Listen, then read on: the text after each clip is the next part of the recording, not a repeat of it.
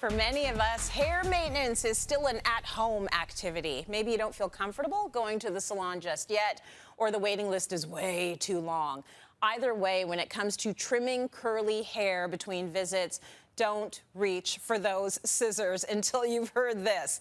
Alicia will help you manage those split ends and get it right the first time. Hey, Alicia, how are you? Good, Tracy. How are you? I am great. And here's my question to start. What causes our ends to split? Okay, so the main reason why our ends split is due to friction and manipulation. So, for example, ponytails, your shirts, any kind of friction can cause split ends, which also has a tendency to fray the ends, and the outer layer of your cuticle tends to fray and become split. So that's more prone for curly girls just because our hair tends to be a little bit more drier and a little bit more fine. So as us curly girls, we definitely want to trim our hair regularly. Every 3 to 4 months is what I recommend. That helps prevent those split ends traveling up the shaft of your hair.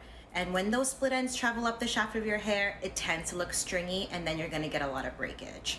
Okay, so what are some of the things we should keep in mind when it comes to trimming our own hair, if we dare, between salon visits? Okay, so the first thing that you want to do to avoid is to make sure that you do not trim your hair when your hair is wet. Curls are elongated when your hair is wet, and you have a definite chance of just cutting off way too much and changing the entire shape of your hair. So that's a big no-no. The next thing that you want to remember when trimming your hair is making sure that your hair is dry and defined. This is a great way to identify exactly where the split ends are in your hair so that you're able to cut them correctly.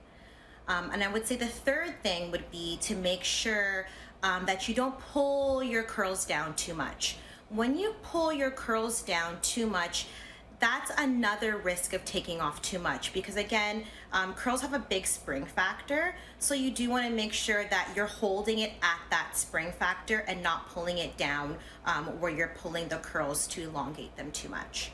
And Alicia, I'm going to ask if this advice rings true for all curl patterns. Like, let's say you've got 4C curls versus a looser curl. Do all the same tips apply? I would say for our 4C clients, it's sometimes hard to get definition. So I would definitely recommend either going into the salon and getting a blowout and getting a trim.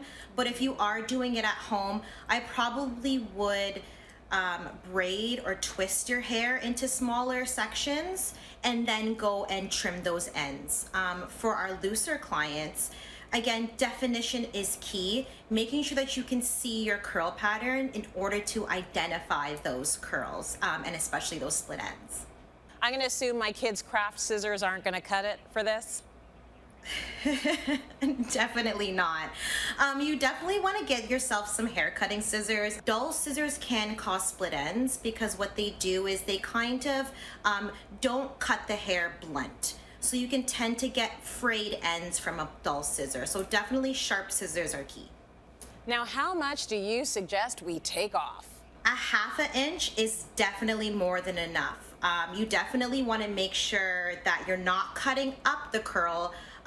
You do want to tend to look exactly at where the curl is, the very end and the split end, and really 1/2 inch is enough. If you feel like you need to cut more than that and the split ends are traveling up your hair and tend to look stringy, then I would definitely say book an appointment with your hairstylist to get a proper trim, or maybe even a little bit bigger than a trim, maybe actually a haircut, just so that you don't end up taking off too much and then ending up looking like you have a mullet. Although I've heard that those are in these days. Now, can hair products fix split ends? Is there any hair product you can get that'll fix the split ends? I wouldn't say there's nothing out there that can fix a split end. What you do want to make sure is that you're using products that are strengthening and moisturizing. Something such as like a bond builder or a deep conditioning mask will help prevent those split ends from traveling up too high and keep them conditioned. But there's not really any product that can actually mend a split end. It actually has to be cut. Alicia, thank you so much.